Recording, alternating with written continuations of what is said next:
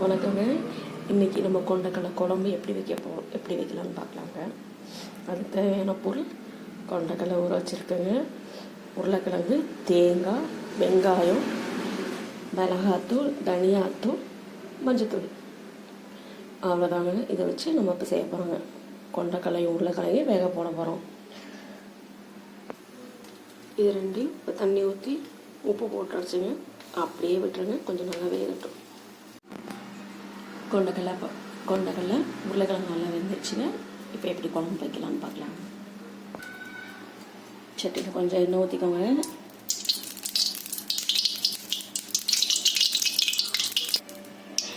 அதில் வெங்காயத்தை போட்டுக்கலாம்.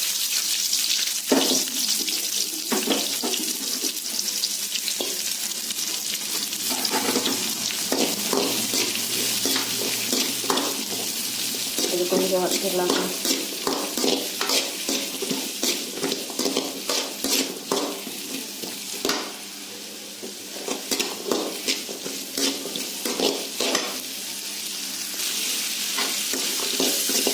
கொஞ்சம் நல்லா வதங்கிடுச்சுன்னா இதை வந்து மல்லித்தூள் போடலாங்க.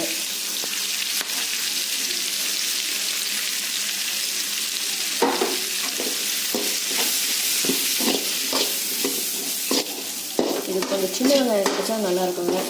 சின்ன வெங்காயம் எனக்கு கிடைக்கல, அதனால பெரிய வெங்காயம் போட்டுருங்க. சின்ன வெங்காயம் ட்ரை பண்ணிக்காங்க, நல்லாயிருக்கும்.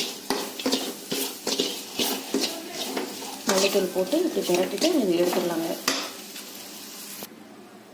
அது கூட இன்னும் கொஞ்சம் எண்ணெய் ஊற்றிக்கலாங்க. நறுக்கி வச்சுருக்க தேங்காய் போட்டுக்கலாங்க.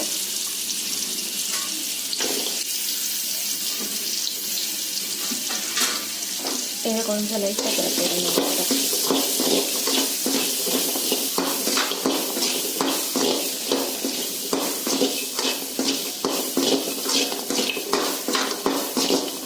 ரொம்ப ஈஸியாக இருக்குது, அது நல்லாயிருக்குங்க குழம்பு.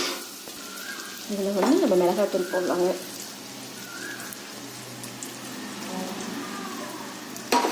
கொஞ்சம் மஞ்சள் போட்டுக்கலாங்க. இதை லைட்டாக போட்டுக்கோங்க.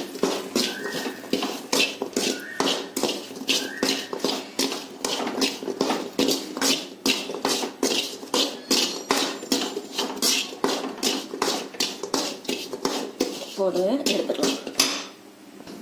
வெங்காயமும் தேங்காயும் இப்போ நல்லா வதக்கி வச்சுங்க. இதை நல்லா மிக்ஸியில் போட்டு நைஸ் பண்ணி அரைச்சிடலாங்க.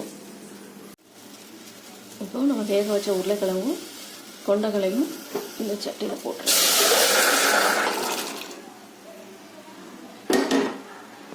அரைச்சி வச்ச மசாலாவை அதில் போட்டுடலாங்க. கொஞ்சம் தண்ணி ஊற்றி அளந்து ஊற்றிக்கலாம்.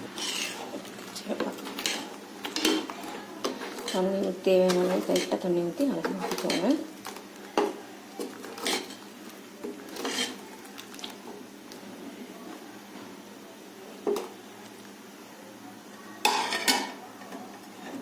உப்பு எல்லாம் பார்த்துக்கோங்க, கரெக்டாக இருக்காங்க. இது கொஞ்சம் நல்லா கொதிக்கிட்டுங்க. குழம்பு நல்லா கொதிக்குதுங்க. இன்னும் ஒரு 5 நிமிஷத்தில் இறக்கிட்டு அதை அப்படி தாளித்து கொட்டிடலாங்க. டீ வச்சாச்சுங்க. கொஞ்சம் எண்ணெய் ஊற்றிக்கோங்க.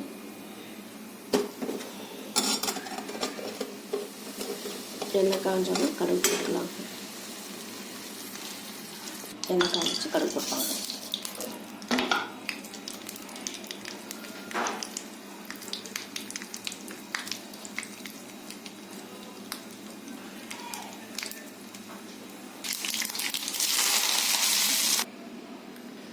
குழம்பு ரெடி ஆயிடுச்சுங்க.